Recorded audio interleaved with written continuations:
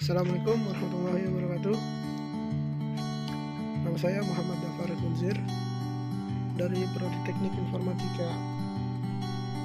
Sini pada video kali ini saya ingin menjelaskan penerapan Knowledge Management System atau KMS yang bertema media transfer pengetahuan pada bagian sistem dan jaringan di Stikom Bali. Pertama, latar belakang. Penerapan Knowledge Management System atau KMS di Stikom Bali bertujuan untuk mendokumentasikan pengetahuan yang berkaitan dengan sistem dan jaringan. Sebelumnya, pengetahuan tersebut hanya tersimpan pada individu dan tidak terdokumentasikan dengan baik.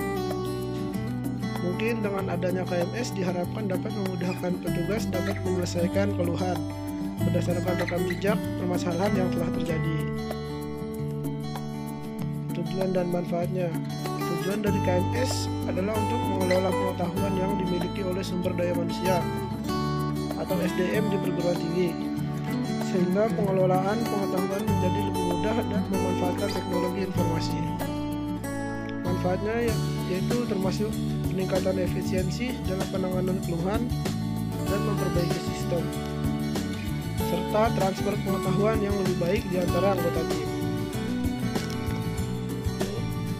Implementasi KMS di Stikom melibatkan beberapa langkah dan mekanisme, antara lain yang pertama, pengumpulan data mengenai keluhan dan penanganan yang sering dikumpulkan dan didokumentasikan dalam sistem. Yang kedua, penginputan data. Terdapat dua jenis pengguna dalam sistem, yaitu administrator dan petugas. Administrator pengelola seluruh data pengguna dan ruangan, sedangkan petugas dapat menginput data laporan keluhan dan penanganan keluhan. Ketiga, proses penanganan. Setiap keluhan yang masuk akan diproses dan didokumentasikan. Pengguna dapat menambah, memperbarui atau menghapus data keluhan melalui antarmuka yang disediakan.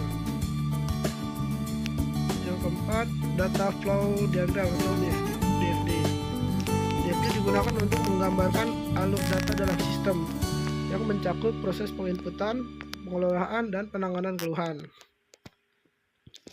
Nah, berikut data flow diagramnya. Adalah suatu diagram yang menggunakan notasi-notasi untuk menggambarkan arus dari sistem yang penggunanya sangat membantu untuk memahami sistem secara logika, struktur, dan jelas. Nah, di sini ada Knowledge Management System pada bagian sistem dan jaringan Stikom Bali. Nah, dari sini admin bisa mendapatkan data atau mengisi data yang lalu akan disimpan pada KMS-nya. Nah, dari KMS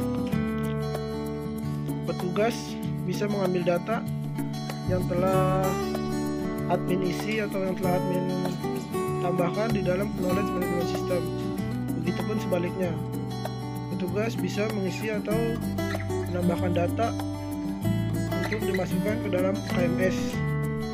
Nah, begitu juga admin bisa mengambil data yang diisi oleh petugas melalui KMS. Selanjutnya, Entity Relationship Diagram adalah sebuah diagram yang menggambarkan hubungan antara relasi antar entity. Nah, ini antara user, bagian keluhan dan penanganan. Nah, mungkin ini beberapa halaman dari Knowledge Management System yang dapat dilihat sebagai berikut. Nah, itu contoh interface-nya. Yang pertama ada tampilan daftar ruangan, halaman tambah data. Bagian atau ruangan berfungsi untuk menambah data bagian dengan mengisi nama bagian, kemudian mengklik tombol tanda tambah. Nah, di sini ada bagian tambah data atau ruangan. Kita bisa menambah data atau ruangan untuk mengisi ruangan mana yang ada keluhan. Lalu kita bisa mengklik tambah data. Selanjutnya, tampilan daftar laporan keluhan. Halaman ini berfungsi untuk menampilkan daftar laporan keluhan untuk menambah data. laporan, keluhan, bisa mengklik create. Untuk memperbarui bisa mengklik update, untuk menghapus bisa mengklik delete, dan untuk melihat detail dan penanganan laporan bisa mengklik create. Nah, di sini ada contoh daftar keluhan. Misalnya ada jumlah keluhan, ada 4 keluhan, status keluhannya diterima, tanggal keluhannya misalnya tanggal berapa.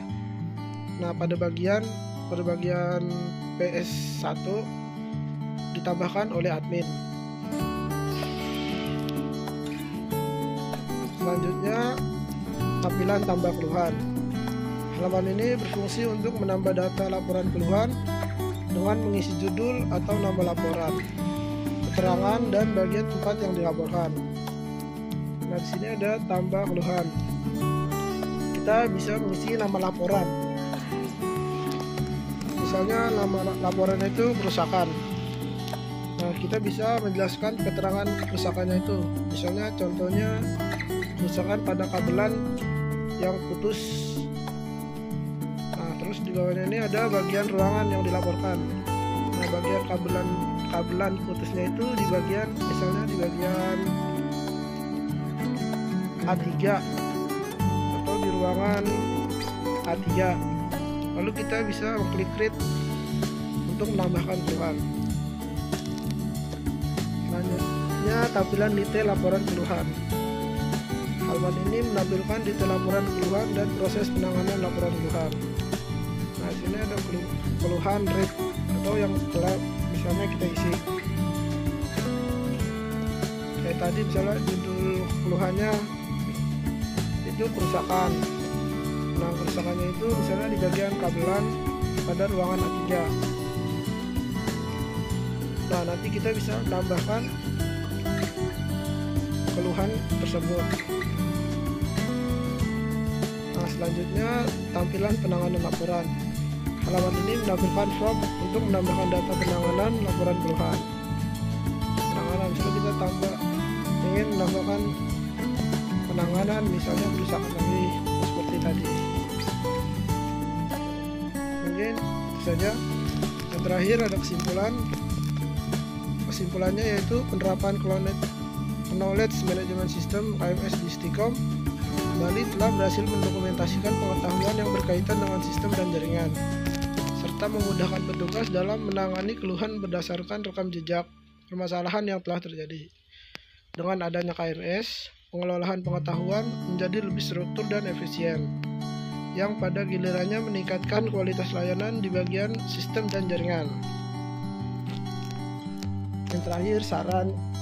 Yang pertama, pengembangan aplikasi mobile.